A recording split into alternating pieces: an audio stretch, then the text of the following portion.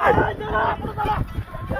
चला चला चला चला चला चला चला चला चला चला साहेबाला साहेबाला बोला.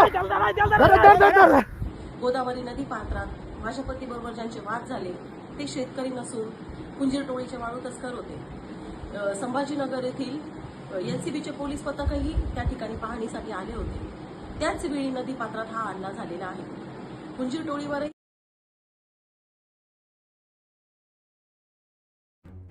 वैजापूर तालुक्यातील बाबुळगाव गंगा शिवारात गोदावरी नदीत झालेल्या राड्यात आता नवीन माहिती समोर येत आहे.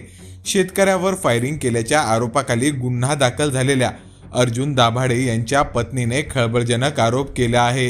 हा राडा झाला तेव्हा घटनास्थळी पोलीस उपस्थित होते असा आरोप त्यांच्याकडून करण्यात आला आहे. यासोबतच झालेले वाद हे शेतकऱ्यांसोबत नाही तर वाळू तस्करी करणाऱ्या कुंजीर टोळीसोबत झाला असल्याचा आरोपही त्यांच्याकडून करण्यात आला आहे. यासोबतच कुंजीर टोळीकडून दाभाडे यांनी स्वतःच्या बचावासाठी पिस्तूल हिसकावली. दरम्यान याच घटनेचा व्हिडिओ कट करून व्हायरल करण्यात आला असा आरोपही त्यांच्याकडून करण्यात आला आहे. या आरोपांमुळे खरंच आता घटनास्थळी पोलीस होते का, आणि जर होते तर त्यांनी स्वतः या प्रकरणात फिर्याद का दाखल केली नाही. या घटनेच्या व्हायरल झालेल्या कथित व्हिडिओमध्ये साहेब आले असा उल्लेख करण्यात आलेला आहे.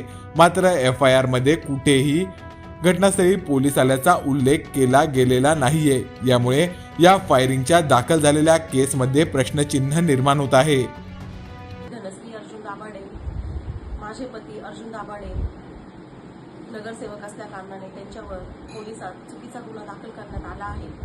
गोदावरी नदी पात्रात माझ्या पतीबरोबर ज्यांचे वाद झाले ते शेतकरी नसून कुंजीर टोळीचे वाळू तस्कर होते.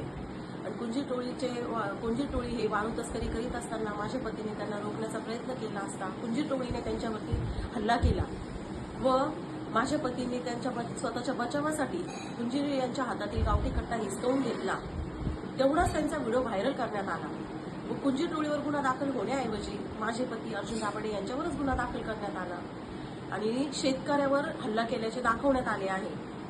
त्या ठिकाणी शेतकरी कोणीही नसून दोन्ही वाळू गटांमध्ये वाद झाले आणि योगायोगाने संभाजीनगर येथील एनसीबीचे पोलीस पथकही त्या ठिकाणी पाहणीसाठी आले होते. त्याच वेळी नदी पात्रात हा हल्ला झालेला आहे. कुंजीर टोळीवरही गुन्हा दाखल झाला पाहिजे अशी माझी मागणी आहे.